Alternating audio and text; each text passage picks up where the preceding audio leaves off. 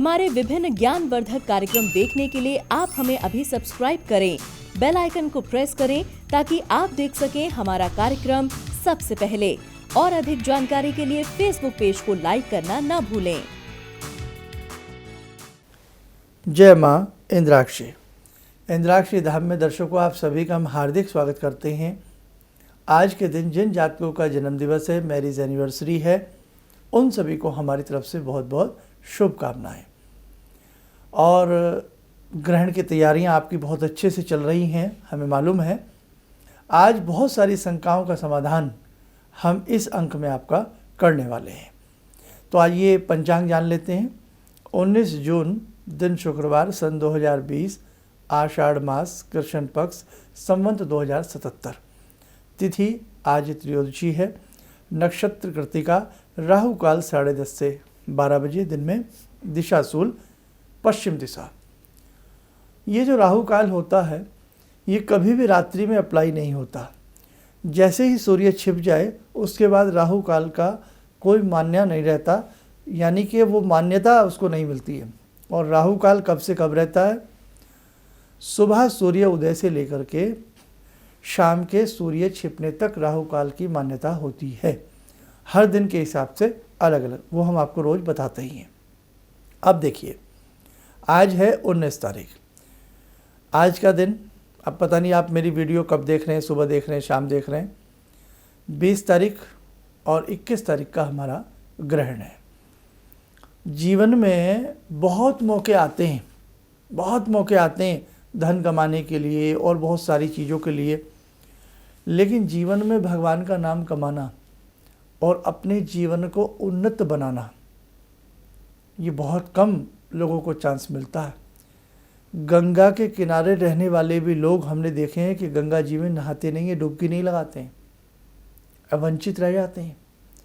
इसलिए मुझे मालूम है बहुत लोग परेशान हैं, बहुत लोग मानसिक पीड़ाओं से घिरे हैं, बहुत लोग आर्थिक पीड़ाओं से घिरे हैं।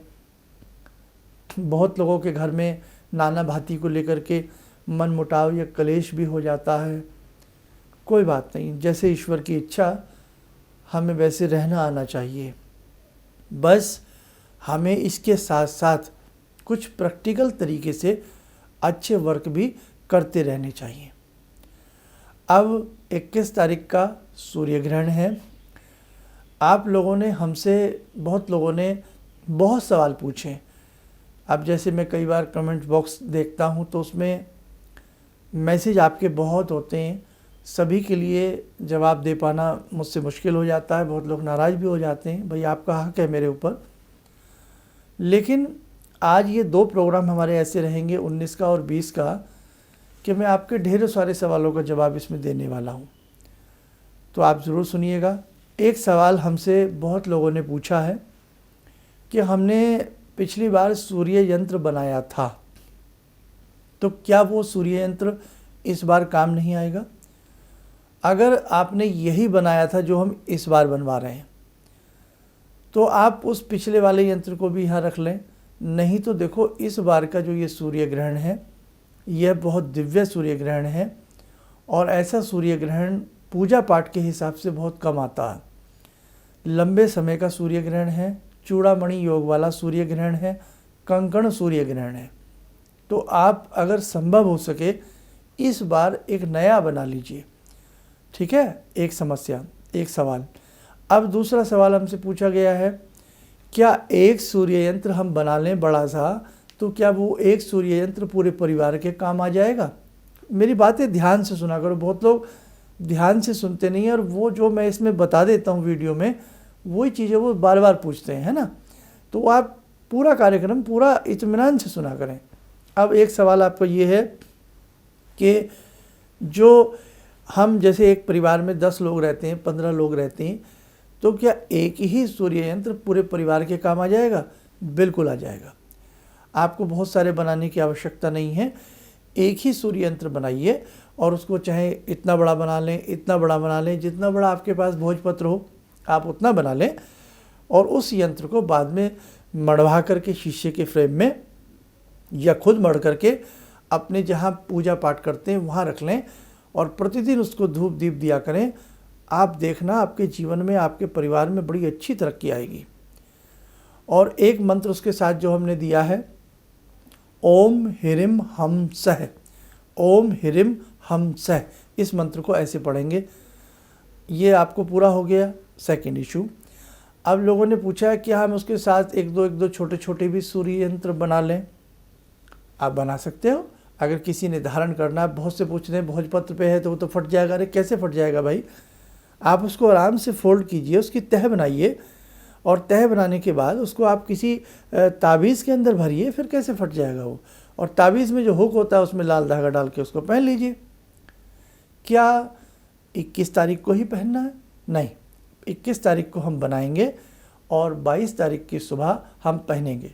और हमारा भाग्य है कि 22 तारीख से गुप्त नवरात्र भी प्रारंभ हो रहे हैं।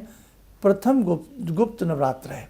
गुप्त नवरात्रों पर हमने एक वीडियो अलग से बना दिया है, कृपया आप उसे ज़रूर सुनें।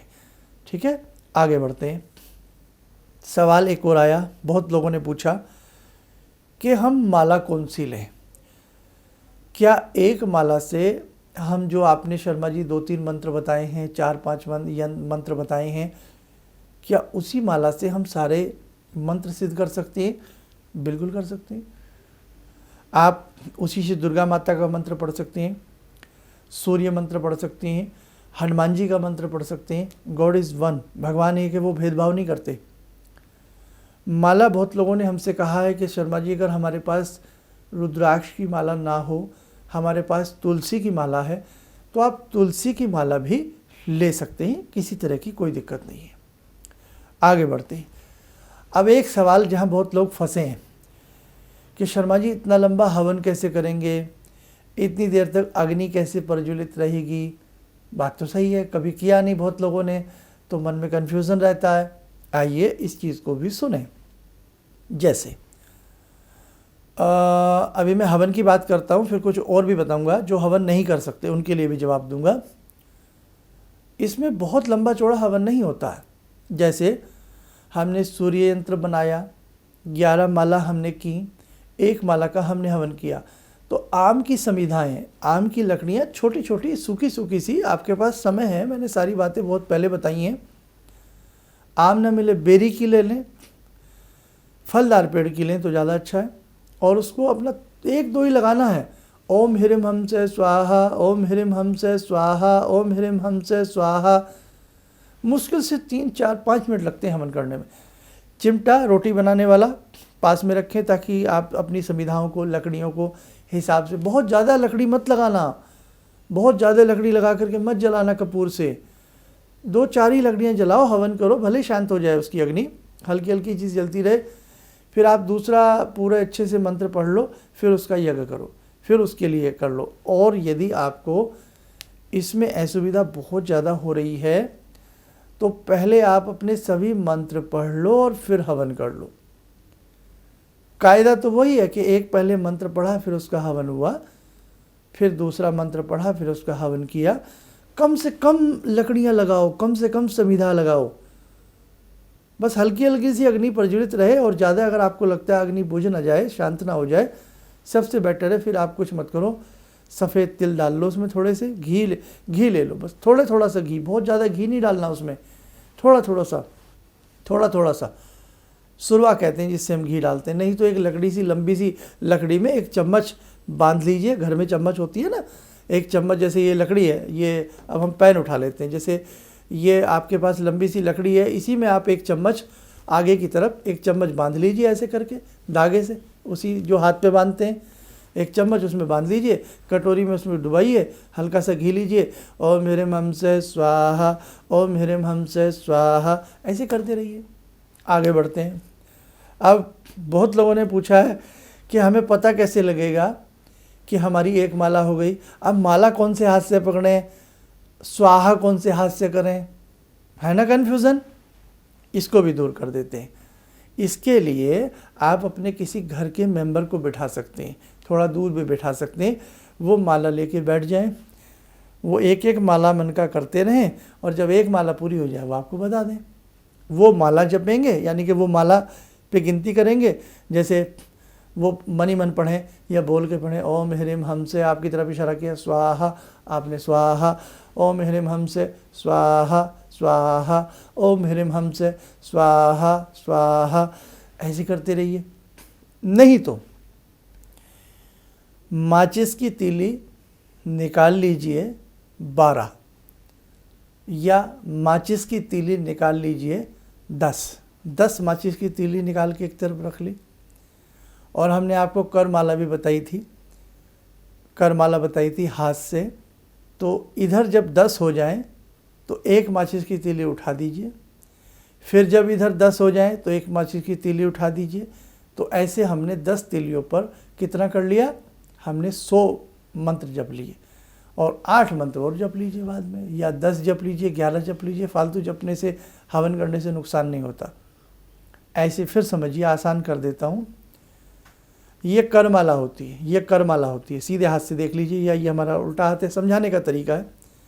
अब करमाला जब हम करते हैं तो रिंग फिंगर से प्रारंभ करते हैं।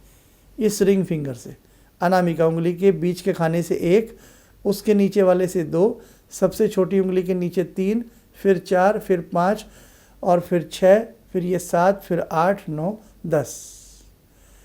रिंग फिंगर के 2 खाने लिए जाते हैं, बीच का और उससे नीचे का। लिटिल फिंगर के तीनों खाने यूज़ करते हैं, मिडल फिंगर का सबसे ऊपर का, और इंडेक्स फिंगर के तीनों पोरों को, तीनों खानों को यूज़ करते हैं। 10 हो जाते हैं। फिर बताता हूँ, रिंग फिंगर के 2 खाने, 1 और 1, 2। लिटिल फिंगर के 3 खाने, 2 और 3, 5। फिर इस पर आ जाएंगे, इसके टॉप पर 6, इसके टॉप पर 7, 8, 9, 10।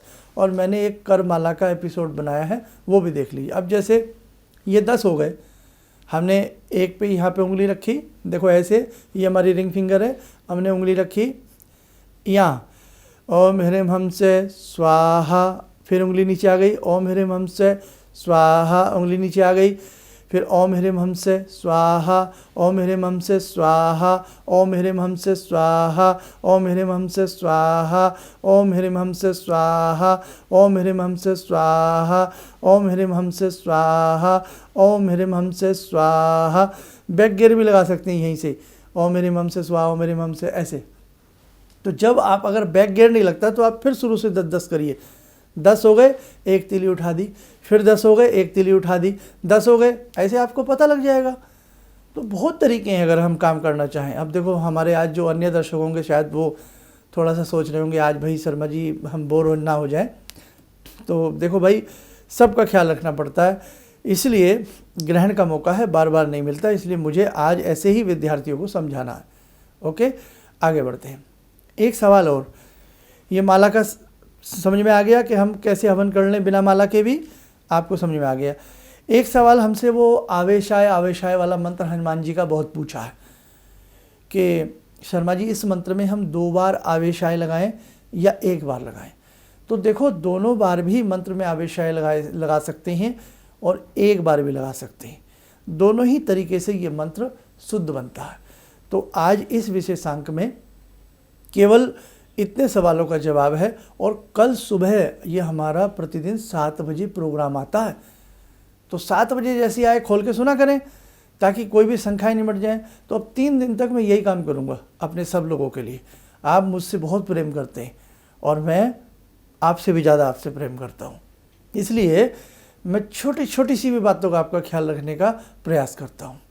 और कल के में भी मैं बहुत सारे सवालों का जवाब दूंगा, और भी मन में बहुत सारे सवाल हों तो आज ताबड़तोड़ तरीके से आप लोग अपने मैसेजेस हमारे जो भी एपिसोड देखते हैं उसके नीचे करिएगा, ताकि मैं कल के एपिसोड में और सवालों का जवाब भी ले सकूं। अब आइए समूह चला ध्यानमाला का, जुड़ते हैं आज की ध्यानमाला में बांके बिहारी भगवान श्री कृष्ण से। ॐ करारविन्दे न पदारविन्दं मुखारविन्दे विनिवेशयन्तं वटस्य पत्रस्य पुटे शयानं बालामुकुन्दं मनसा स्मरामि बालामुकुन्दं मनसा स्मरामि कस्तूरीतिलकं ललाटपटले वक्षस्थले कौस्तुभं नासाग्रे वरमुक्तिकं करतले वेणुकरे कङ्कणं सर्वाङ्गे हरिचन्दनं सुललितं कंठे च मुक्तावले गोपास्ति परिवेष्टितो विजयते गोपालचूडामणि शान्ताकारं भुजगशयनं पद्मनाभं सुरेशं विश्वाधारं गगनसदृशं मेघवर्णं शुभांगं लक्ष्मीकान्तं कमलनयनं योगवृद्ध्यानगम्यं वन्दे विष्णुं भवभयहरं सर्वलोकैकनाथं। कवच बना लें, ध्यान करें, भगवान श्री कृष्ण जी का आशीर्वाद हमारे ऊपर बरस रहा है।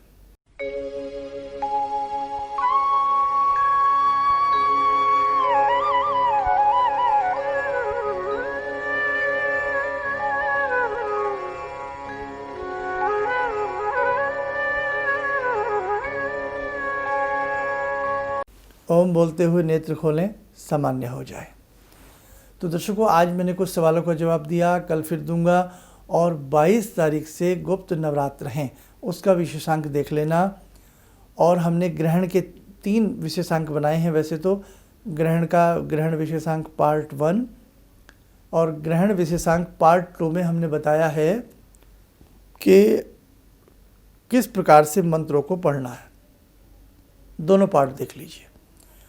और बहुत लोगों ने एक सवाल और किया है, मेरे यहाँ कितने बजे ग्रहण होगा, मेरे यहाँ कितने बजे होगा। मैंने करीब करीब काफ़ी शहरों के नाम लिए हैं। छत्तीसगढ़ का कोई शहर बोला है तो समझ लो उसके आसपास जहाँ भी किसी शहर में रहते हैं उसके आसपास ही आप माने। मैंने गुजरात के काफ़ी शहर बोले हैं, महाराष्ट्र के शहर बोले हैं, उत्तर प्रदेश के शहर बोले हैं, यूपी के शहर बोले हैं, यानी कि और पंजाब के शहर बोले हैं। तो आप उसके आसपास ही अपना समय माने, कोई इसमें फ़र्क नहीं है। वो वीडियो हमारी पूरी सुन लीजिए, आपको पता लग जाएगा।